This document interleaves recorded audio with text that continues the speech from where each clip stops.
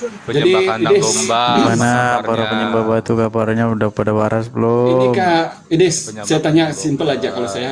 Ini Kak slogan kasih yang diajarkan sama Kristen.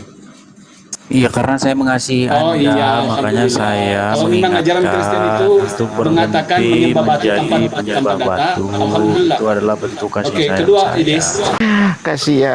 Kasihan domba satu ini. Karena mereka percaya kalau di batu itu maka dosanya akan hilang, diserap oleh batu itu. Iya, Kasihan. alhamdulillah daripada anak orang gitu. Batu ginjal.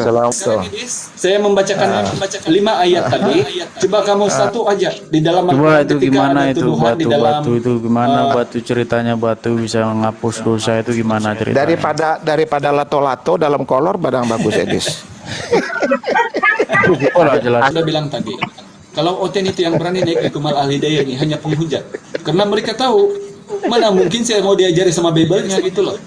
Nah, yang namanya Alkitab, ini nabinya siapa yang terima? Nggak ada.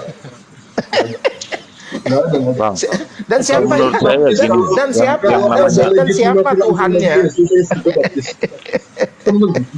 Temen.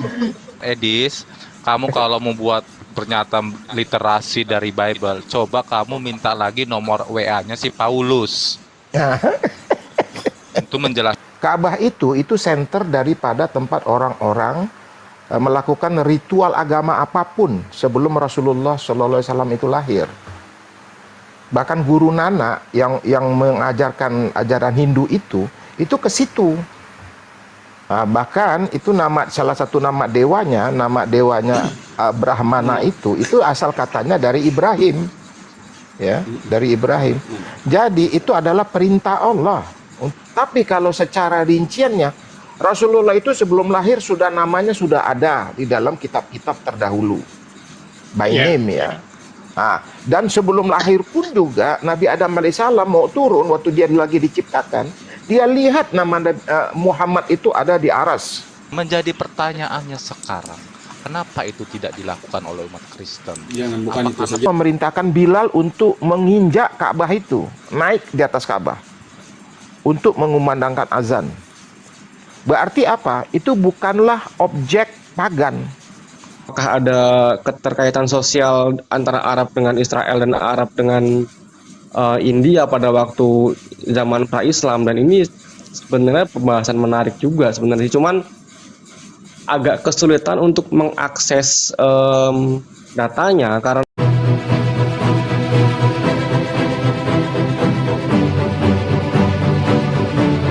Sebagai Tuhan, Anda naikkan levelnya, lahir di kandang domba yang bau kotoran domba, yang bau kandang domba. Begitu hinanyakah Yesus itu? Lihat di Al-Quran, Al-Quran mengatakan lahir di bawah pokok korma. Dan itu sudah terbukti bahwasanya di tahun 2000-an itu ada ilmuwan Israel sendiri yang sudah menemui fosil-fosil daripada biji-biji kurma di dataran itu. Dan sudah diulang tanam lagi dan tumbuh. Betul. Itu ada dalam sejarah 2000 tahun kurma itu. Iya. Nah, itu sudah terbukti. Fosil itu 2000 tahun yang lalu.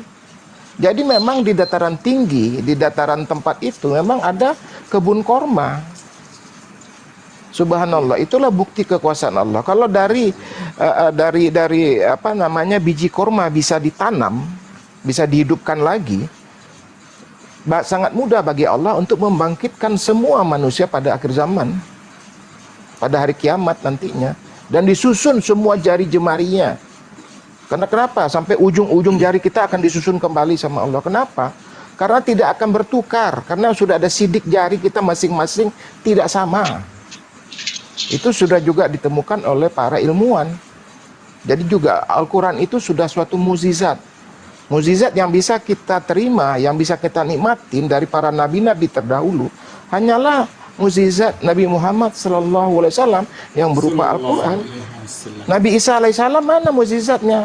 Hanya umatnya yang terdahulu yang menikmatin Lazarus dibangkitkan. Inilah itulah mukjizatnya. Nabi Musa alaihissalam lebih hebat lagi, membelah lautan, merubah benda mati menjadi ular. Gitu loh. Bahkan menjadikan air menjadi darah juga. Betul. Alhamdulillah. Ya begitu Bang Al-Hidayah. Jadi kita tidak bisa parameternya, tolok ukurnya adalah mukjizat.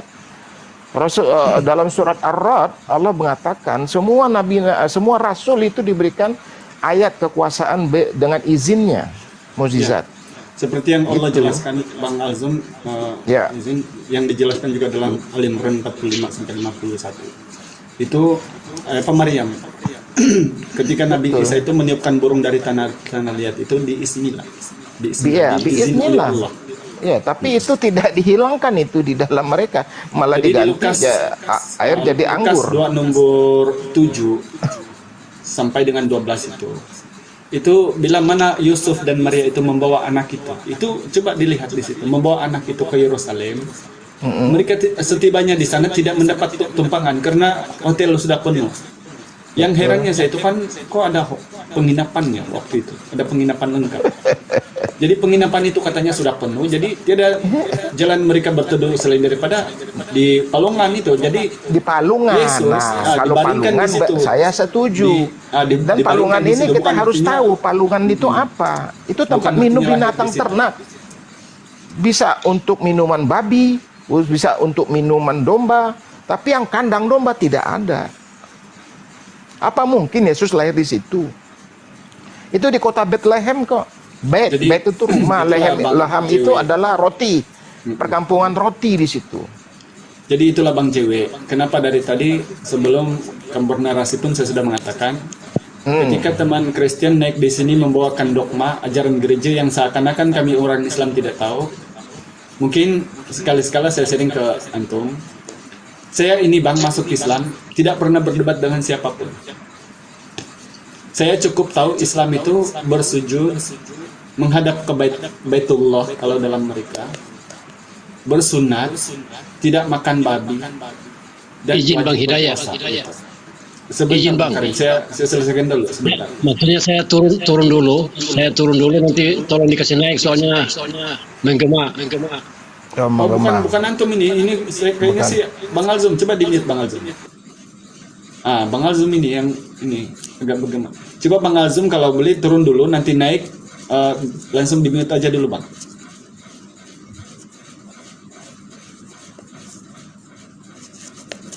Jadi Tes satu. enggak ada Bang Alzum tadi. Jadi kalau saya membaca kemudian di Bible, satu persatu datanya itu saya rungkai. Ya, terdapat di Bible itu memang benar bahwa kewajiban bercuci tangan dan kaki kalau masuk ke kemah pertemuan, ambil air wudu kalau dalam Islam. Itu ada di ulangan Keluaran kalau tidak salah ya. Insyaallah. Keluaran 40 nomor 31 dan 32. Atau di Keluaran 30 nomor 20 dan 21. Jadi selain daripada itu kewajiban berpuasa seperti di Matius ini perkataan Yesus. Sebab jika kau berpuasa jangan mukamu seperti orang munafik, basuhlah mukamu supaya jangan kelihatan muram. Gitu. Ya Bang, saya turun dulu nanti saya naik lagi ya. Kalau saya lengkapin data-data saya dulu. Ya, kalau ada nanti saya ya. Enggak, nanti saya masuk lagi ya, izin lagi nanti ya. Silakan. Oke, siap. Terima kasih Bang. Edis mau naik Edis? Silakan Edis naik ke atas. Edis. Itu ada kekandamu di atas Edis, Al-Hidayah ada di atas. Itu punya utang itu Edis sama saya itu. Ya. Oh yang malam itu Bang Alsumadi yang di rumahnya si siapa? Ingat deh dia. Iya. Bikin ribet aja tuh orang. Halo para penyembah batu, gimana kabarnya? Mana ayatnya? Penyembah kandang domba. Gimana para penyembah batu kabarnya, udah pada waras belum? Ini Kak Idis, saya tanya simpel aja kalau saya. Ini Kak slogan kasih yang diajarkan sama Kristen. Iya, karena saya mengasihi Anda, makanya saya kalau memang ajaran Kristen itu mengatakan menyembah batu tanpa data, alhamdulillah. Itu adalah bentuk kasih sayang. Kedua Idis gini. Di Kumal ini Kumal bukan untuk curhat, dan bukan untuk gereja. Ini Kumal diskusi. Coba kamu kasih tahu Bang, di mana di Al-Quran itu atau di hadis perintah orang Islam menyembah batu. Nanti saya kasih tampilkan di Bible. Itu pada beberapa nyembah ayat. batu tuh di Arab tuh rebutan sampai injek-injekan sampai banyak yang meninggal itu. Apa ya? Datanya, aduh. datanya. Betapa dungunya domba satu Oh, ini. buka aja itu coba. Nanti kamu Banyak kasihan, itu kasihan videonya kamu itu kasihan, orang Pak. Coba, injek sampai bedakan dong. berinjak-injakan mereka itu. Kasihan domba satu ini. Karena mereka percaya kalau nyembah batu itu maka dosanya akan hilang diserap oleh batu itu. Ya, Gitu. Kasihan. Alhamdulillah daripada anak orang gitu. Batu ginjal. Assalamualaikum warahmatullahi wabarakatuh. Namanya batu hitam di Arab. Di Bible kamu tuh banyak itu yang nulis batu di dalam Itu dikatakan Banyak katanya dulu batu itu warnanya putih, kemudian dia berubah jadi hitam karena dosa-dosa anak-anak Yesaya Adam. 28 nomor 16. Sebab Seperti itu itu kan beginilah firman Tuhan menyedot Allah. dosa Sesungguhnya itu batu aku itu. meletakkan sebuah dasar di Sion, sebuah batu. Enggak, sebentar Bang, sebentar. Hebat Nanti itu potong batu kalau itu ya. lagi membacakan data. Berarti kalau misalnya Sebuah kita batu, berbuat dosa batu yang tinggal datang terpuji, aja cium sebuah batu batu yang itu karena mahal, dosa akan hilang. Sesuatu dasar Mantap. teguh dari Tuhan. Hebat batu penjuru. itu. Siapa Bakalan yang percaya laku tidak akan mahal gelisah. itu batu itu.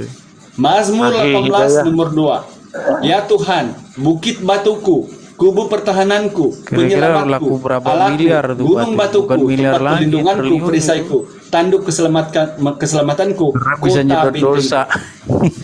1 Petrus Tapi 2 nomor 4. sayangnya nggak mungkin orang Datanglah Kristen kepada percaya Tuhan. itu gitu loh. Dia bagaikan Para batu yang penyembah hidup, berhala yang batu percaya yang dibuang batu oleh bisa nyedot manusia dosa. karena dianggap tidak berguna, tetapi Nah, tuh dipilih dengar oleh tuh. Allah karena dianggap Tuh Biblos berguna. dibacain tuh sama Bang Sekarang Ahli ini Dayat tuh. saya membacakan 5 ayat tadi. Coba kamu satu aja di dalam Coba Al-Quran itu ketika gimana ada itu tuduhan di dalam batu itu gimana batu ceritanya batu bisa menghapus dosa itu gimana ceritanya? Daripada lato-lato dalam kolor badang bagus Edis. Oh lah jelaskan dulu. Ada berapa nih? 1, 2, 3, 4, 5, 6. Tuh ada 6 kalian coba jelaskan. Paus aja kau turunin Gimana ke itu sini ceritanya? sama kardinal Batu bisa sama menyedot pastor dosa kamu dan turunin ke menghapus sini lah. dosa itu gimana ceritanya? Jadi gini teman-teman, Coba jelaskan dulu. walaupun ada penghujat di Kumal kita sebagai Muslim yang mengikut ajaran para nabi, jangan kita hujat mereka, karena disitulah nanti Iya, ketahuan coba jelaskan kasih dulu kan mereka itu. pertanyaannya bagus itu. Gimana ceritanya batu itu bisa menyerap dosa itu coba. Itu diterangkan dalam hadis. Itu batu dari surga. Dulunya putih. Oh, jadi batu bisa Putih dari nyerap surga. dosa ya. Kamu meminta penjelasan. dulu Berarti batu bisa menyerap dosa itu. Boleh. Dia Karena dari dulu dia jadi memang Buat begitu. bener dosa ya, itu anak namanya itu kalau dosa. dalam sudut pandang Kristen itu Tetapi penyembah bukan berhala. artinya namanya. dengan cara kami mengabdi kepada batu itu untuk menghapus dosa. Itu karena semuanya Berarti para izin dari pengabdi Allah. batu berarti kalian. Jadi Edis, Para pengabdi kalau batu orang lah Islam, berarti kalian. Pantesan untuk menunaikan otaknya ibadah haji batu. itu termaktub dalam rukun Islam kelima. Mencium batu Sekarang saya dan- sudah menjelaskan kan? Mencium batu dan menyedot Oke, batu sekarang menghapus saya dosa cuma itu minta ya. kamu jelaskan satu ayat saja. Luar Di biasa. saya di Mazmur Sakti 18 berarti nomor batu. 2, Berarti kalau habis Ya, korupsi nyium batu ke sana udah hilang berarti dosanya ya. kamu mau menghibur diri kan datang ke sini, Dis? Apa kamu mau menyimak di bawah? Nah, berarti kalau habis korupsi gitu Oh, kamu menyimak di bawah banyak dulu ya. itu korupsi di Kementerian Agama terus Oke. Yang korupsi itu banyak orang-orang dari Kristen. Saya tampilkan semuanya di sini. Siapa yang banyak? Sebentar. Yang terakhir aja itu John Plate. Sebentar ya teman-teman. Triliunan Saya itu bacakan semua. dulu ulang supaya Ini si teman-teman Ed di yang sini nggak Kristen punya itu jangan ilmu asal ikut-ikutan- ngomong aja. ikut-ikutan menghujat di tempat ilmu. Di dalam Mazmur 18 nomor 2 dan 3. Ya Tuhan, bukit batuku, gunung pertahananku dan penyelamatku, Allahku gunung batuku, diulang lagi, tempat perlindunganku, perisaiku, tanduk keselamatanku, kota bentengku. Dalam satu ayat ada 3 batu yang diumpamakan sebagai Tuhan. Juga dijelaskan sama Yesus di 1 Petrus 2 nomor 4. Datanglah kepada Tuhan. Dia bagaikan batu yang hidup, batu yang dibuang oleh manusia karena dianggap tidak berguna, tetapi dipilih oleh Allah karena ia berharga. Jadi coba kalau teman-teman Kristen, la haula wala quwata. Kapan kamu berhenti mengabdi kepada anak orang? Jelas Yesus itu anak orang. Kenapa disembah menjadi Tuhan? Iya. La haula wala quwwata illa billah. Oke, silakan kepada. Ya, kasih tahulah sama tuh Edis itu, gantilah tuh kolor itu. Udah 2000 tahun. Itu bau sekali, jangan pungut aja perpuluhan. Jangan suka perpuluhan, kolornya aja nggak diganti, udah 2000 tahun itu. Kasihan Jadi lah. saya sudah bilang tadi, kalau Oten itu yang berani naik ke Kumal Al-Hidayah ini hanya penghujat. Karena mereka tahu, mana mungkin saya mau diajari sama Bible-nya gitu loh. Betul, Apalagi dengan betul doktrin. Bang. Betul sekali Bang. Ya, Ahi Dia nggak Hidayah. tahu mana yang kiblat, mana yang batu, dia nggak ngerti. Ya beginilah Oten-Oten ini ya, membawa ajaran kasih palsu. Ya. Tidak ada lah itu Bang, itu cuma congor kalau saya itu. Kalau si Edis dari dulu saya kenal memang begitu, nggak jelas kesana kesininya dia memang. Iya. Makanya kalau udah satu komal dengan dia, lebih baik Kabur saya udah aja. bosan menyerang dia itu. Betul. Dia itu udah diprogram kayak robot. Ada yang program isi kepala Yang itu dia. gini. Katanya bawa ajaran kasih gitu ya. Iya, Sama datang-datang. manusia harus dikasihi. Tapi anehnya Tuhannya gagal dikasihi, malah dikasih mati gitu. Iya. Ceritanya lucu, pernah nggak dia bercerita gini? Dia bicara tentang batu-batu, tapi dia Francisco sendiri. Sisenat, Assalamualaikum, selamat malam. Selamat malam. Waalaikumsalam warahmatullahi wabarakatuh. Waalaikumsalam. Di situ parah itu, dia cuma framing aja. Iya. Lupa sama Bang Ali, tumbang dia, minta bantuan sama orang ngakunya orang Arab, ternyata orang Bangladesh. Iya, kalah tumbang ya. Itu nggak ngaku Iya. lagi dia tuh tumbang lah. Nggak ngaku. Oh, itu yang ada kejadian Bang Ali di situ. Iya, yang bawa Dia tahu orang framing aja lah. Arab. Parah deh. Ngomong Gara-gara tuh dia, minta gara-gara dia sama batu-batu. gara-gara dia sama si Rati, banyak orang makin sesat itu orang-orang Oten ini. Kenapa? Diselewengkan semuanya. Yang parahnya Oten begini lebih ya, sesat. dia tuh selalu mengatakan penyembah batu lah. Dia aja menyamar sebagai orang muslim loh, meminta sedekah-sedekah di bulan puasa nasi bungkus. Nah, itu Bang Theodor tahu juga. La haula wala quwwata illa billah. Iya, mereka itu memang kayak begitu. Munafikun, makanya munafik itu nanti paling di bawah nanti itu. Serigala berbulu domba, Paling bilang si panas. Bible itu Bang. Iblis pun boleh menyamar sebagai malaikat terang. Dia Betul. sendiri yang bercerita begitu, banyak yang saksi mendengarkannya itu. Saya juga bosan Masya ngadepin Allah, dia itu. astagfirullahaladzim. Minta-minta Munafikun Berpura-pura. munafikun ya. menjadi orang muslim juga, ke masjid untuk minta nasi bungkus di bulan puasa Nah, Ramadan. iya. Pura-pura jadi muslim kan gitu. Ini kan kamuflase aja kayak Paulus. Iya, kayak Paulus. Itu mereka nggak tahu ya, kekristenan itu korbannya Yahudi, mereka nggak pada ngeh gitu loh. Korbannya Romawi, bukan Iya. Yahudi Bang. Bukan Enggak, korban Yahudi Dia nggak yang tahu. ya, Korban begini. Romawi itu. Iya, betul, Oh, tapi Yahudi Yahudi kan cuci tidak tangan di sini. Percaya kepada, Yahudi, tidak percaya kepada ya Yesus. Yahudi yang memerintahkan ya untuk disalib karena si Yudas diapakan dengan setan. Yahudi provokatornya. Nah sekarang Yahudinya lari. Lepas tangan. Apa dia nggak Lepas tahu orang tangan. Paulus itu orang Parisi? Ya betul.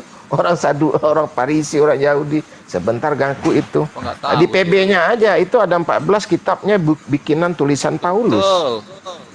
Iya. Kok yang bisa-bisanya ya Bang ya, seorang Lukas yang muridnya Paulus yang jaraknya begitu jauh bisa dijadikan Injil di dalam Alkitab.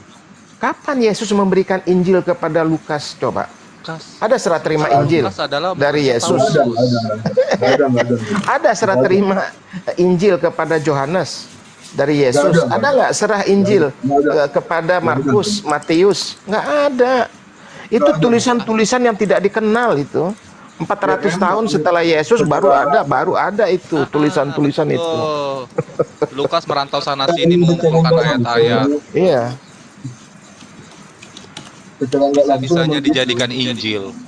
Nah iya, Injil itu nama kitab yang diberikan kepada Nabi Isa alaihissalam. Ya, Al-Quran kepada Rasulullah Muhammad sallallahu alaihi wasallam, Taurat kepada Nabi Musa alaihissalam, Zabur kepada Nabi Daud alaihissalam. Nah, yang namanya Alkitab ini nabinya siapa yang terima? Nggak ada. Nggak ada. Bang, Dan siapa menurut saya gini, dan siapa yang namanya dan siapa Tuhannya? Temen. Iya, jadi Alkitab itu yang nerimanya tuh toko buku. Toko buku di kantornya tuh di LAI. Itu yang nerbitin tuh betul. tahun 54. Makanya Iya, kalau nggak menghujat si Edis menghujat si Edis saya sudah bosan sama menghujat ini. Bosan ya, betul Bahkan Bang satu Theodor. kali saya pernah tanyakan Edis, kamu kalau membuat pernyataan literasi dari Bible, coba kamu minta lagi nomor WA-nya si Paulus untuk menjelaskan ulang. Nah, kalau nggak ketemu, mungkin di kantor LAI ada nomornya itu tersimpan. Nomor WA-nya si Paulus. Di bawahnya ada tulis Yesus 100% Tuhan, 100% manusia. Jadi semuanya 200%. Tambah dengan Roh Kudus 300%. Ya, emangnya Tuhan persen-persenan. Dari mana sumbernya di biblos sana tulisannya? Emangnya Yesus itu punya tombol on off, punya tombol Tuhan manusia gitu. Dia mau jadi manusia, dia tekan tombolnya manusia. Itu Tuhan apa tombol-tombolan? Coba Itu kalau ada Edis dia teman-teman turun apa Kristen di diturunkan? bawah, naik dong teman-teman Kristen. Kalau ada yang naik saja, tidak apa-apa. Kami orang Islam tidak akan memakan darah, apalagi darah Tuhan dan daging Tuhan itu kami tidak makan. Halo. Dari tadi saya di sini Edis nggak turun tadi saja. Itu pintu hadiah apa tuh? Bang Hidayah, Edis diturunkan atau turun sendiri? Saya turunkan itu, percuma juga kalau orang begitu. Betul, itu udah bijak itu, Bang Al-Hidayah. Nggak usah lagi dinaikkan, dah langsung dijitak, turunkan langsung. Sebenarnya kita itu tahu sebenarnya orang oknum-oknum oten penghujat ini kita kenal banget, tapi kita naikkan karena mudah-mudahan sudah sadar gitu lah. Tapi kalau masih juga tetap silakan aja lah. Gimana mau sadar Abang Hidayah, sedangkan dia mengundang-undang orang Arab yang biar dibilang untuk ngaku-ngaku dari Muslim, padahal ternyata non-Muslim. Untuk berdebat dengan orang-orang Muslim. Iya. Itu otaknya si Edis. Iya, dia pintar itu strategi. Bukannya saya menguja, kalau kekristenan ini kalau keada tipu daya nggak ada Ini itu kekristenan. Saya lupa Bang Alzum, ini si pintunya dia ini seperti teman Kristen kalau saya tidak salah dulu ya. Ini pintu hadiah hotel. Sekali. Dari tadi nyimak aja sih. Nggak apa-apa kalau dia mau menyimak aja. Jadi di room ini Komal santun di sini. Kalau mau menyimak sampai pagi juga sama-sama tidur bareng gitu nggak apa-apa. Kadang-kadang saya tinggalkan tidur juga. Ya. Bang Al-Hidayah korban belum Bang Al-Hidayah? Gimana? Korban apaan besok?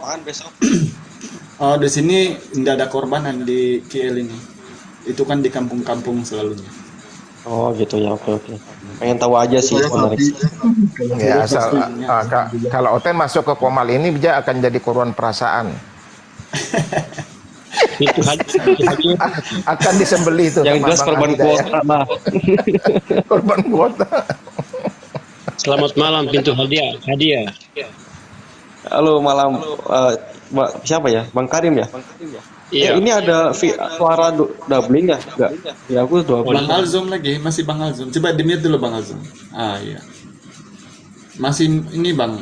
Itu Bang Alzum kalau mau bersih, langsung keluar dari TikTok, bersihkan semua dulu. Itu kan kadang-kadang begitu kita keluar masuk di WA, kita lihat membalas WA. Jadi itu yang jadi doubling gitu.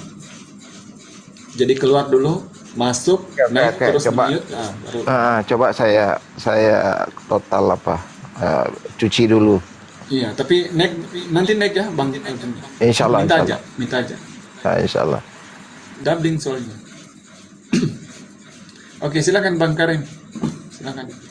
Bang Romawi. Ya.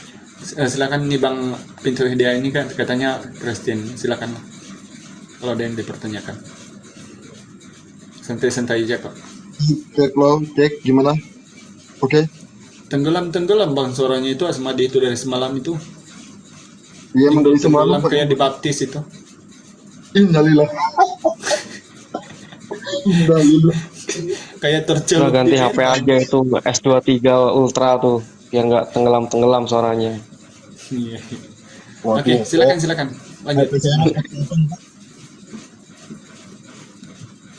Ya. Selamat malam, Pintu Hadiah. Malam bro. Saya lupa. Oten apa? Oten. Oh iya. Saya ingat dulu. Iya. Ini Bang Al Hidayah itu Pintu Hadiah itu Oten memang. Oh iya, memang. Tapi Oten yang sopan ini. Nggak apa-apa kok. Silakanlah kalau ada yang mungkin ditanya jawab. Santai-santai aja. Nggak apa-apa kok, kita sambil ngopi. Sesama manusia. Nah, oke. Kalau misalkan lagi nggak ada bahan, mumpung tadi aku juga nyimak si Edis naik ke sini kan. Ya akhirnya bikin semuanya merasa nggak nyaman kan kayak gitu kan. Ini aku sedang ini aja sih, tadi beberapa muslim kalau ditanya apakah menyembah Ka'bah, pasti akan kompak menjawab bahwa itu sebagai kiblat atau sebagai arah tujuan gitu dari setiap ibadat yang dilakukan kan kayak gitu. Nah, aku sih sebenarnya pengen tahu aja gitu, apakah jika itu cuman sebagai kiblat itu bisa nggak diganti ke objek yang lain gitu, misalkan apa ya selain Ka'bah lah. Nggak bisa. Oh gitu. Mungkin saya bisa kasih saya bisa kasih penjelasan ya kepada Pintu Hadiah. Jelaskan, tolong dijelaskan. Nggak bisa. Iya. Maksudnya jelas Gini. dalam Al-Quran itu disebut sudah seperti itu. Nggak bisa. Sebentar. Ini masih dubbing suaranya. Masih doubling. Siapa yang menjelaskan? Masih doubling ya? Halo? Masih doubling. Coba Pak Ahmadi ditutup dulu. Pak Ahmadi ditutup dulu, apa noise nggak? Halo, sekarang gimana?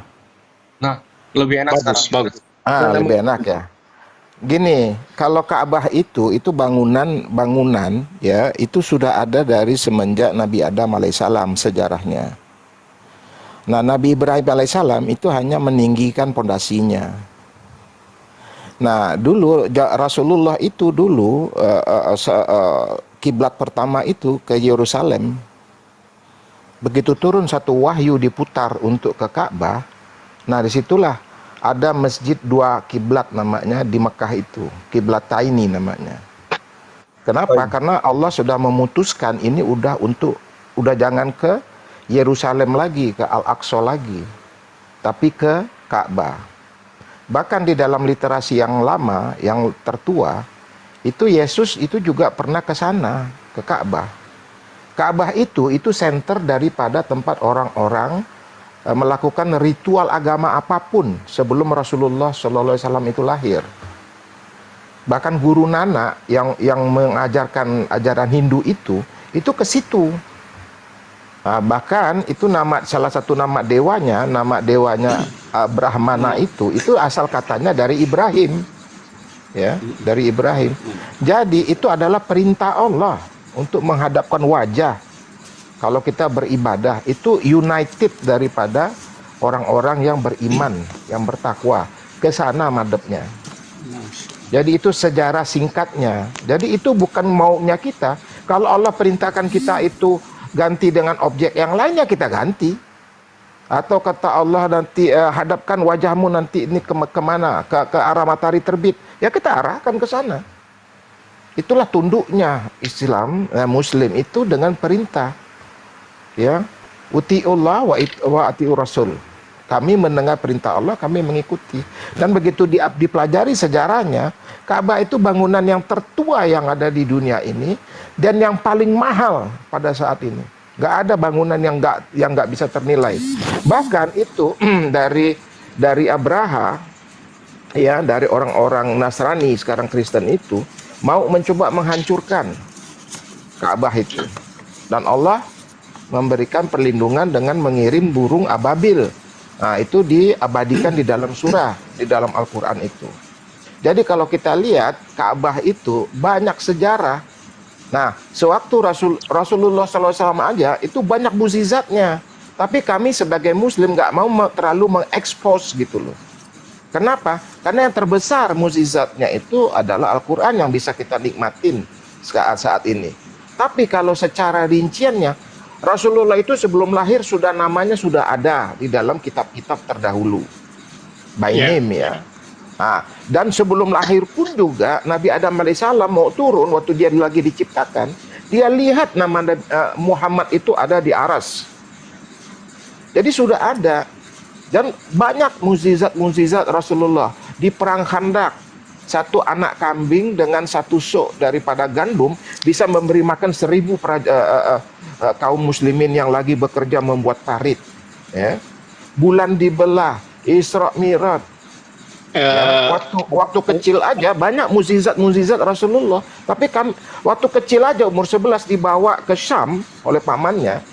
Itu ada di situ suatu kaum yang masih menyelenggarakan pengorbanan manusia untuk meminta berkah dari ikan-ikan dari laut. Itu dibatalkan waktu Rasulullah berusia 11 tahun, yang kepada Dewa Molo itu yang mengorbankan manusia untuk meminta rezeki, mengorbankan anak manusia. Nah, sekarang siapa? Umat siapa yang masih melestarikan pengorbanan manusia dengan meminum darahnya dan tubuhnya? Itu kan kamuflase aja. Jadi begitu. Terima kasih. Para kiblat, jadi tidak usah terlalu panjang. Saya kira supaya kita. Jadi saya balik bertanya, boleh saya? Ini siapa dulu Bang Randy ini yang baru naik? Jadi mau nambahin satu arti yang paling penting dalam Ka'bah yang mudah dipahami ya Pak Hidayat. Dengan adanya Ka'bah berarti kita ada aturan dan ada aturan kita dalam beribadah itu teratur. Bang Randy Muslim Bang ya. Assalamualaikum. Begitu kira-kira yang mudah dipahami. Ya betul Bang Theodor. Makanya begitu azan ditegakkan, dikumandangkan itu nggak sampai 3 menit. Umat Muslim itu langsung berdiri rapi itu, muter dia langsung di Ka'bah. Di masjid-masjid juga begitu. Iya bang. Islam kah Bang? Mana? Alhamdulillah. Lebih Bang. Alhamdulillah. Nah seperti itulah tata cara syariat yang diajarkan. Rapi. Apalagi imam sudah setiamu yang besar ya Tuhan Allah, aku masuk ke rumahmu, menghadap ke arah baitmu yang kudus, bersujud dengan takut akan engkau. Mazmur 5 nomor 7 sampai 8. Jadi itu adalah Pak Hidayat dari dulu. Tahu nggak ketika Yesus memasuki bait suci, dia menggunakan jubah, melepaskan kakinya, dia mencuci tangannya, dia bahkan mencium itu apa yang tertulis di dalam sebuah kertas yang tertulis di kulit itu dengan penuh hati. Yang menjadi pertanyaannya sekarang, kenapa itu tidak dilakukan oleh umat Kristen? Bukan itu saja. Pengaruh modernisasi kan? Banyak itu tidak dilakukan. Nah, untuk membatas subhat ya dari teman-temannya Pak Pintu Hidayat bahwasanya kami berhala, tidak, sama sekali tidak. Rasulullah memerintahkan Bilal untuk menginjak Ka'bah itu, naik di atas Ka'bah untuk mengumandangkan azan. Berarti apa? Itu bukanlah objek pagan. Kalau itu objek pagan, itu nggak boleh diinjak. Seperti Anda menginjak orang-orang Katolik kan ada patung Yesusnya, boleh nggak diinjak itu? Atau orang-orang yang beragama lain yang ada oknumnya, ada patungnya, boleh diinjak nggak? Kalau kami Ka'bah boleh diinjak. Rasulullah memerintahkan Bilal mengganti kain kiswah, kami injak, nggak ada masalah. Jadi itu bukan objek berhala. Jadi ini yang harus dimengerti sama teman-teman. Jadi apakah Bang Alzum supaya tidak lama-lama ini saya mau pastikan lu si Bang Pintu Hadiah ini ada yang sudah nangkap Bang atau ada tanggapan, mungkin silakan Bang. Karena kita gantian juga teman-teman kesian beliau karena beliau sendiri di sini. Silakan Bang. Oke, silakan Bang Pintu Hadiah. Oke, Nanti masih kalian di kasih hadiah ke saya kalau sudah. ya ntar aku kasih apa ya Ros aja lah ntar. Silakan Bang. Jadi gini, aku sih nangkap ya bahwa yang namanya objek itu secara aturan itu tidak bisa diganti. Tapi sebagai fungsi adalah sebagai arah yang saya dengerin dari penjelasan Pak Alzum barusan kan. Kok dubbing lagi sih? Bang Alzum coba. Ya, silakan. Bang Alzum itu masih doubling Bang Alzum. Nah, oke. Dan tadi juga ada beberapa bahasan mengenai tentang sejarah-sejarah sebelum pra-Islam yang dilalui oleh Ka'bah sebagai saksi hidup, saksi dari perubahan peradaban itu kan. Kayak misalkan mencoba mencocok logikan Brahma dengan Ibrahim juga gitu. Sebenarnya ini pembahasan menarik juga gitu. Apakah ada keterkaitan sosial antara Arab dengan Israel dan Arab dengan India pada waktu zaman pra-Islam, dan ini sebenarnya pembahasan menarik juga sebenarnya, cuman agak kesulitan untuk mengakses datanya karena ilmuwan-ilmuwan yang menjadi sumber data untuk yang kita baca kebanyakan khususnya dari Arab itu adalah kebanyakan bersumber dari ini ya, kayak misalkan dari internal Islam yang saya tahu. Dan misalkan kayak perang tadi yang disebutkan perang apa yang waktu Nabi Muhammad lahir, aku lupa. Itulah pokoknya perang itu ada yang namanya perang, dan itu pun dinarasikan kembali dalam Al-Qur'an. Cuman perang itu tidak terdapat sejarah umum yang menyatakan hal tersebut, atau saya nggak tahu atau memang nggak ada. Mungkin Bang Alzum mungkin bisa menjelaskan sih mengenai salah satu insiden itu, apakah pernah ada sumber lain kayak gitu loh, atau cuman dari sumber-sumber internal aja gitu. Maksudnya perang gajah itu. Ya mungkin kayak gitu nih. Ada. Tahun gajah. Itu ada itu di dalam satu kitab Gajah itu bang. Begini Bang Pintu Hidayah, ya kalau kita hendak mempelajari sejarah, Pintu Hadiah, itu kita harus membaca daripada kitab-kitab yang ada, yang masih eksis, dan tulisan-tulisan yang otentik. Karena sejarah-sejarah itu banyak dipelintir Bang, yang banyak dikaburkan, bahkan dibelokkan. Nah, kita harus menyaring. Tapi kalau kita berbicara kepada orang-orang Hindu, mereka tidak mengelak bahwasanya memang yang mengajarkan itu namanya Guru Nanak. Dan itu sudah ada pada saat kejadian tahun gajah itu, tempat-tempat berkumpul. Di situ tempat-tempat ada 360 sesembahan lain, patung-patung lain di situ. Jadi waktu zaman Nabi Ibrahim alaihissalam itu sudah dengan Namrud ya, dengan Raja Namrud itu sudah dibersihkan oleh Nabi Ibrahim alaihissalam dengan merobohkan semua berhala-berhala itu. Nah, dan sekarang zamannya Rasulullah masih ada lagi. Nah, Rasulullah itu juga itu membersihkan itu semua. Karena Allah itu tidak bisa dipartnerkan, diasosiatkan, diduakan, apalagi ditigakan gitu. Dia hanyalah tunggal monoteis gitu. Nah, sejarah-sejarah ini abang bisa browsing sebetulnya di dalam sejarah-sejarah Islam utamanya yang otentik, dan sejarah-sejarah yang bersumber dari netral tapi yang otentik juga. Banyak itu.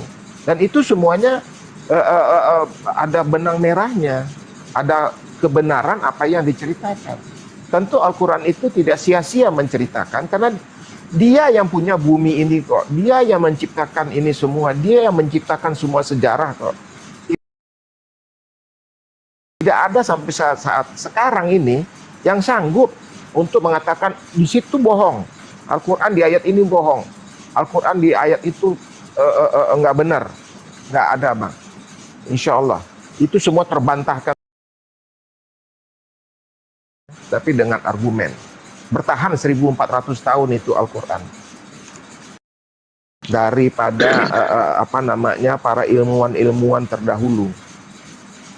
Dan sampai dengan saat sekarang juga, lihat aja itu mukjizat. Abang klik aja mukjizat Al-Quran di Google, itu keluar semua. Yang bintang berketuk yang nggak pernah didengar oleh manusia, baru mendengar di abad keberapa, abad sekarang ini baru tahu bahwasanya ada bintang yang mengeluarkan suara ketukan. Nah, itu suratnya sudah ada. Jadi nggak mungkin itu Rasulullah yang mengarang atau dia mendapat contekan dari kitab-kitab lain. Tidak, sama sekali tidak. Bahkan Allah menegaskan, ini utusan aku yang terakhir, khataman nabiyyin, ini orang buta huruf. Dari tangannya nggak pernah nulis kitab, katanya. Itu Allah ingin menegaskan, semua yang ditulis adalah wahyu aku, adalah milik aku, firman aku, kalam aku. Nah, itulah Allah ingin menegaskan. Kalau kita mau berpikir gitu. Kalau ada satu cacat saja, ya, Al-Quran, itu sekarang zaman medsos, Bang, udah muter itu ke seluruh dunia beritanya. Alhamdulillah, ada yang mencoba memiringkan berita Al-Quran, memplesetkan, ya, mensalah artikan, menggagal pahamkan. Nah, nanti ada yang koreksi dari ulama-ulama Islam kita.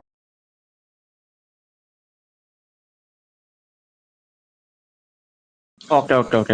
Jadi gini sih, aku melihatnya sebagai sebuah peristiwa ya, karena kita menggunakan pendekatan fenomena. Jadi kayak tadi yang Abang bilang bahwa ada perang yang kemudian dicatat sebuah buku, pasti itu menjadi sebuah fenomena besar itu seharusnya. Sorry Bang Alzum, sambil di mute aja lah biar nggak dubbing. Nah, oke. Dan tadi juga Abang bilang bahwa ketika ada sebuah peristiwa dan itu menjadi sebuah sejarah, ketika menjadi sumber-sumber yang berjalan sesuai zaman, itu rawan diplesetkan. Tapi Abang juga harus mengetahui bahwa yang namanya kebohongan itu, saya nggak mengatakan Al-Quran bohong loh ya, cuman kita menggunakan fenomena untuk melakukan sebuah objek gitu loh. Ada pepatah yang bilang bahwa kebohongan yang diucapkan berkali-kali akan dianggap sebagai sebuah kebenaran. Dan makanya gitu, saya terus terang agak tertarik dengan bahasan yang tadi Abang sampaikan gitu. Apakah ada apa sih sumber-sumber lain yang menyatakan hal yang sama gitu, ketika misalkan tadi membahas tentang bintang yang meledak, mungkin coba dibawa ayatnya ke sini, tapi ya nanti supaya kita nggak terlalu jauh, coba ini aja di garis besarnya saja. Dan pernyataan NASA apakah itu sebagai sebuah data faktual atau sebagai sebuah kesimpulan gitu loh, karena kita harus mengetahui bahwa yang namanya data itu ada data, ada kesimpulan, ada teori, dan ada hukum. Sebagai contoh misalkan kekristenan itu tidak pernah menggunakan bahwa agama itu sesuai dengan logika yang masuk akal, karena misalkan kita tidak bisa menciptakan sesuatu dari ketiadaan gitu. Karena hukum berkata bahwa hukum yang energi tidak dapat diciptakan dan tidak dapat dimusnahkan gitu. Ketika kita menggunakan hukum sebagai puncak tertinggi ilmu dan tidak ada yang bisa pernah membantah hukum, maka semua agama akan gagal, termasuk apa yang saya imani. Kalau kita menggunakan logika sebagai landasan utama dalam menentukan sebuah keimanan, karena nggak mungkin banget yang namanya energi itu diciptakan. Makanya maksudnya tadi itu bang Pintu Hadiah yang apa itu yang mau dijabarkan tadi itu pasal perang atau apa ya? Tadi itu lupa pula. Tidak yang apa yang tadi sih? Bintang meletup atau tadi sih saya bintang meletup.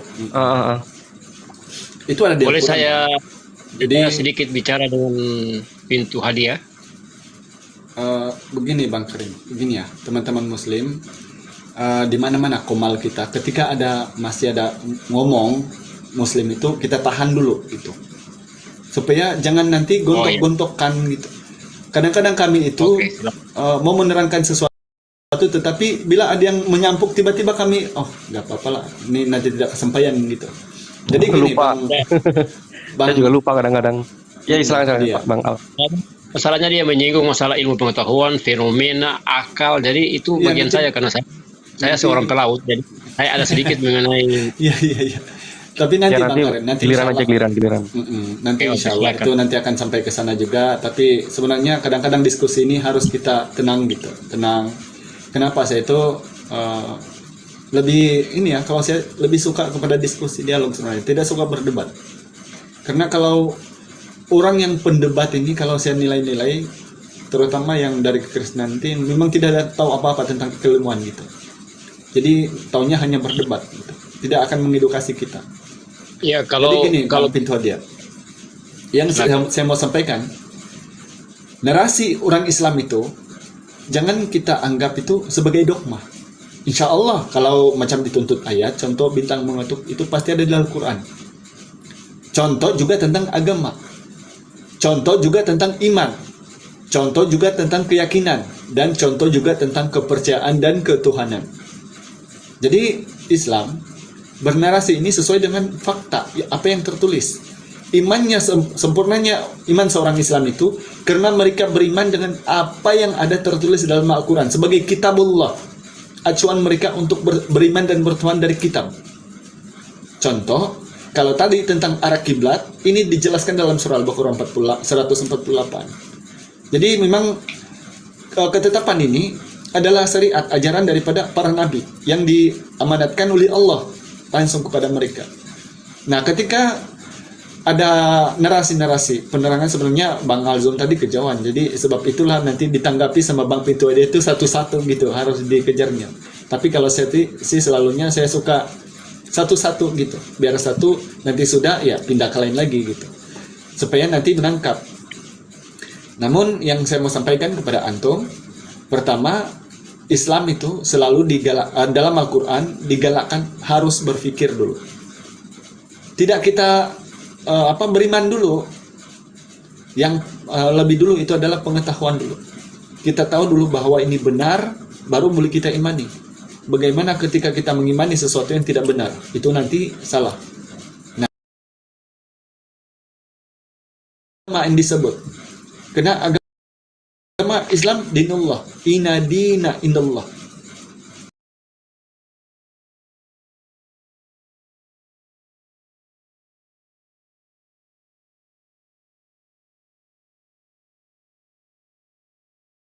Agama Islam ini yang paling benar di sisi Allah. Kenapa agama Islam ini ajarannya tentang ketauhidan? Inna dina indallah, qul huwallahu ahad. Katakan Tuhan yang Maha Esa. Tidak ada yang boleh menyangka itu. Sebab itu keimanan semua orang manusia kok tahu itu Tuhannya Maha Esa gitu. Nah, kenapa orang Islam ini patuh kepada Torah atau syariat kecuali ketetapan Sabat yang itu berlaku kepada orang Bani Israel? Karena itu juga ada acuan, ada ayatnya dalam Al-Quran. Dalam An-Nisa 82, Al-Baqarah 82. Bahwa begitu juga di surah Yunus 47 kalau tidak salah. Bahwa ini semua daripada kitabullah, acuan beriman. Termasuk juga tentang mengenal Tuhan, ya, ajaran dan perintah. Jadi jangan kalau Bang ini tadi Pintu Hadiah ini kan menanggapi keimanan itu suatu agama itu harus dengan iman kepercayaan. Kalau dalam Islam itu salah, Bang. Suatu agama itu harus kita ketahui dulu. Sebab itulah di dalam Al-Quran Allah bilang, dan tidak akan mereka berpikir. Tidak akan mereka berakal dan tidak akan mereka berpikir.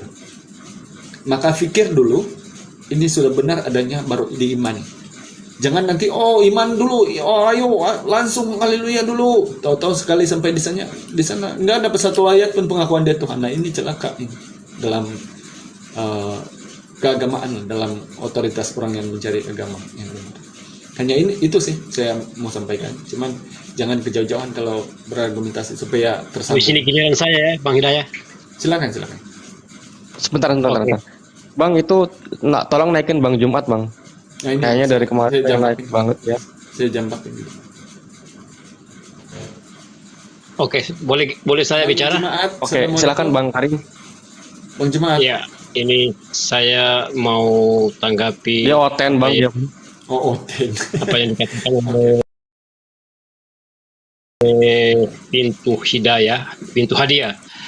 Pintu Hadiah tentang ilmu pengetahuan. Terus kemudian ada masalah fenomena, terus agama itu tidak butuh akal. Begini, Bang Hadiah, di dalam Islam itu, di dalam Al-Quran dikatakan Allah menciptakan manusia pertama Adam dari tanah liat yang lalu ditiupkan ruh, berarti ruh dulu ya, baru kemudian dititipkan akal, baru kemudian nafsu. Jadi akal dengan nafsu itu titipan. Sekarang saya punya pertanyaan buat Anda. Kalau akal itu fungsinya apa? Ruh itu fungsinya apa? Nafsu itu fungsinya apa? Jadi dia punya tugas masing-masing. Kalau dalam Islam kita semua tahu. Saya tanya sama Anda, Bang Hidayah, akal itu fungsinya apa? Akal itu ini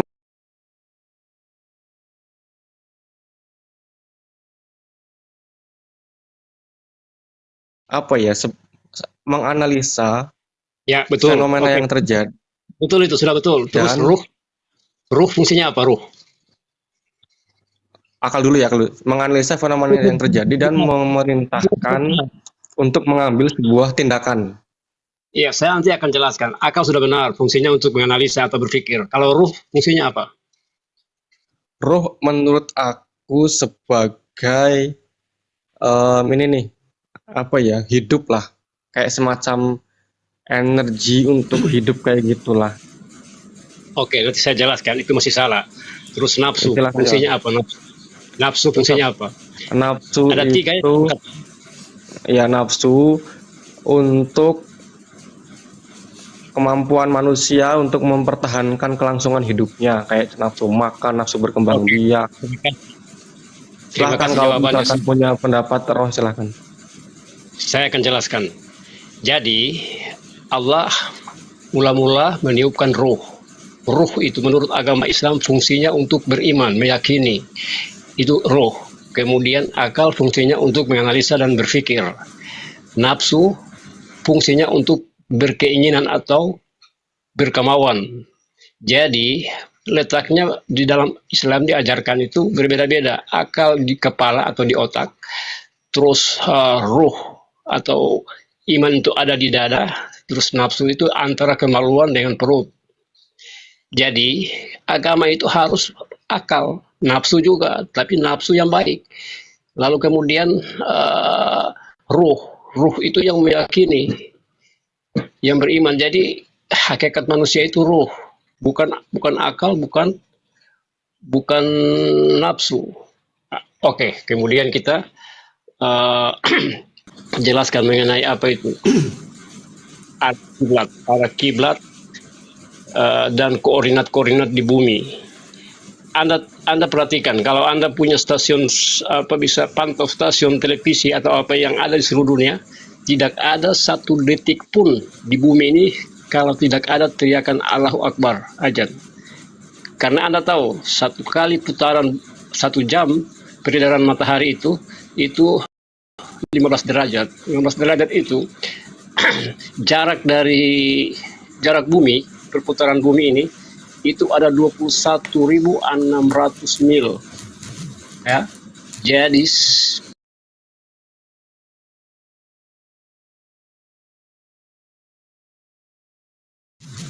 di bumi ini pasti ada orang yang sholat. Ada yang subuh saat ini, ada yang subuh. Ada yang azan subuh sekarang ini di belahan bumi sebelah. Ada yang azan maghrib saat ini di bumi. Jadi Anda mau cari tahu fenomena Islam, kenapa harus arah kiblat ke sana, ke Ka'bah terus setiap hari 5 kali sholat. Itulah fenomena yang harus Anda tanya. Coba Anda cari tahu kalau hari ini ada tidak azan. Ada yang subuh, ada yang maghrib, ada yang isya. Ini saya mau jelaskan sama Anda. Jadi itu mengenai arah kiblat, terus kemudian waktu sholat, dan tadi saya sudah jelaskan sama Anda bernarasi bahwa agama itu tidak butuh akal. Akal itu dibutuhkan untuk berpikir, menganalisa. Anda analisa keadaan bumi, perputaran bumi sekarang ini. Jadi Al-Quran itu sudah menjelaskan, sudah jelas di dalam Al-Quran itu, supaya Anda tahu, Bang Hadiah. Oke, terima kasih Bang Hadiah. Anda sudah menjawab saya punya pertanyaan 3 tadi. Silakan lanjut, yang lain bergilir. Ini Bang, siapa tadi? Aduh, sudah blur itu. Coba Bang Pintu Hadiah, coba disapa itu temanmu. Sudah blur itu, mungkin di luar beliau ini. Bang Jumat, selamat malam. Bang Jumat, Iya, Bang. perkenalkan diri dulu, Selamat Bang. malam, Bang. Selamat malam. Malam. Ini kita diskusi santai ini Bang, tidak ada hujat-hujat di sini. Iya. Jadi kalau didasari ilmu itu pasti itu bernarasi sesuai dengan ilmu. Tapi kalau hujat menghujat itu pasti kalau bukan domba itu otak separuh, itu antara dua. Oke, silakan. betul, Bang. Kalau ada mau disampaikan atau dinarasikan silakan. Pintu hadiah dulu deh, nanti saya setelah pintu hadiah saya mau kasih beberapa juga sih. Iya. Ini saya bentar, saya mau ke toilet dulu soalnya Bang. Boleh, silakan. Maaf ya Bang ya. Ya. Gak apa-apa. Oke, Silakan saya Pintu mau Hadiah tanggapi. Oke, saya mau menanggapi Bro Karim tentang tadi yang 3 jenis. Jadi maksud saya menarasikan untuk bahwa agama tidak masuk akal tuh gini, bukan semakin tidak masuk akal semakin kita terima gitu. Itu esensi saya, poinnya bukan di situ gitu. Tapi dalam kehidupan itu ada yang namanya sisi misteri atau sisi ilahi, sebagai saya ibaratkan lah. Misalkan Abang Karim dari daerah Indonesia bagian mana ya, sorry? Dari Pulau Jawa, Sumatera atau Sulawesi Utara, Manado. Oke, Manado. Di Manado Jadi ada kalau tidak Ya, salah saya tangkap, kalau tidak salah di Sulawesi Utara Manado itu ada yang namanya jalan tol dari Manado ke Bitung ya, kalau nggak salah ya. Tolong koreksi saja kalau salah. Iya, barusan 2 tahun. Barusan 1 tahun lebih kah? Oke. Saya analogikan seperti ini. Oh, silakan Jadi kalau begini, belum saya langsung jawab pertanyaan Anda. Saya langsung jawab begini. Coba Anda perhatikan di bumi ini atau makhluk-makhluk Tuhan ini hanya manusia yang punya akal. Kenapa manusia harus punya akal? Karena manusia diturunkan ke bumi ini bukan surga. Bumi ini dia semuanya harus butuh proses, tidak instan. Kalau Anda mau makan nasi, tidak langsung tumbuhan itu berbuah nasi. Ya, dia harus diproses. Cara memproses itu beras dari padi, menanam padi itu gunakan akal. Lalu kita bagaimana berpikir dengan ciptaan makhluk-makhluk yang begitu hebat. Anda menanam yang mati, ubi misalnya ya, barang mati dia tumbuh berdaun. Anda taruh padi itu kan mati, taruh dia itu yang harus kita pikirkan. Lalu Allah di dalam Al-Quran menjelaskan, hai manusia, berjalanlah kamu di muka bumi dan perhatikanlah tanda-tanda kekuasaan Allah. Bagi orang-orang yang mau berpikir, jadi akal itu digunakan untuk berpikir, untuk mencari Tuhannya yang benar. Oke, itu jawaban saya, Bang Hadiah. Allahu Akbar. Silakan pertanyaan lagi Bang Hadiah. Oke, aku tanggapin aja ya. Jadi menurut saya, setahu saya, semua makhluk hidup yang kategori makhluk hidup kan ada berinteraksi, kemudian berkembang biak, kemudian apa sih makan, apa sih makan, jadi, bahasa ilmiahnya makan. Jadi gini, setiap makhluk hidup saya punya akal. Misalkan kita ambil sampel bahwa ikan aja, ikan itu pasti menganalisa dari sebuah peristiwa yang terjadi. Begitu pula manusia juga. Kenapa disebut akal? Karena dia memiliki kapasitas yang lebih baik daripada makhluk hidup selain itu. Ikan juga punya akal, tapi ikan dan manusia punya kesamaan, yaitu apa yang terjadi adalah dia menganalisa dari yang terjadi. Misalkan Bang Karim pelihara ikan mujair nih. Ketika setiap sore kasih makan, pasti ikan itu akan ngumpul. Tahu dari mana ikan itu bahwa akan dikasih makan? Karena dia melakukan sesuatu yang sama, ritme yang sama terus-terusan. Kemudian dia akan mengambil keputusan bahwa oke, ada Bang Karim nih yang kasih saya makan setiap sore, saya muncul ke permukaan. Begitu pula manusia juga sama. Jadi kalau misalkan mau menarasikan bahwa makhluk lain tidak berakal, saya rasa kurang tepat juga. Cuman berakal, cuman inilah apa ada perbedaan yang cukup signifikan antara manusia dengan yang lainnya aja gitu. Sebentar saya satu kalimat aja untuk Bang Pintu Hidayah. Maaf teman saudara muslim. Ikan tadi yang bisa dipancing ikan apa-apa, Bang? Ikan bisa dipancing. Hah? Oh, ikan itu bisa dipancing nggak? Bisa. Ah, berarti dia nggak punya akal. Tunggu, sudah. Oke. Itu aja. Ya, lanjut. Nah, lanjut. Sebentar. Karena ini Bapak nggak menangkap apa yang saya maksudkan gitu loh. Iya, tadi yang saya terima, yang saya dengar, Pintu Hadiah mengatakan ikan itu berakal karena setiap hari dikasih makan kan, ada di situ tiap sore. Nah, kalau seandainya dikasih mata pancing di dalamnya, terus dia makan, apakah ikan itu berakal? Gini Pak ya, saya sudah menyampaikan bahwa makhluk hidup sama berakal, cuman pada dengan signifikan yang berbeda, kapasitas yang berbeda. Makanya saya menggunakan teknologi tadi. Ya, jadi itu bukan berakal, yang itu lain. kebiasaan namanya, itu kebiasaan, bukan berakal. Teori. Loh, Bang Alzum. Kebiasaan itu kan dari analisa. Enggak. Hadiah. Itu teori dari mana tuh bahwa ikan itu berakal, itu teori dari mana? Ilmuwan mana yang pernah mengeluarkan statement seperti itu? Saya emang nggak boleh membuat statement gitu. Oh, dasarnya apa tuh? Kenapa boleh, ikan tapi berakal nggak itu dari mana? Loh, tadi kan saya udah menarasikan itu dasar pemahaman saya. Oh, saudara keliru kalau begitu. Mohon maaf. Silakan kalau menggunakan analogi pancing. Apa saya juga menggunakan analogi manusia dijebak gitu, kemudian tetap kita analogikan untuk tidak mau ini. Ada kok ikan yang nggak mau dipancing, tapi kan tidak saya bisa. Gini aja, silakan aja Bang Pintu Hidayah menggunakan narasi untuk akal, tapi sekiranya narasi itu juga perlunya yang berakal begitu. Iya. Oke, boleh saya luruskan? Ya, silakan lanjut. Boleh. Ya, oke.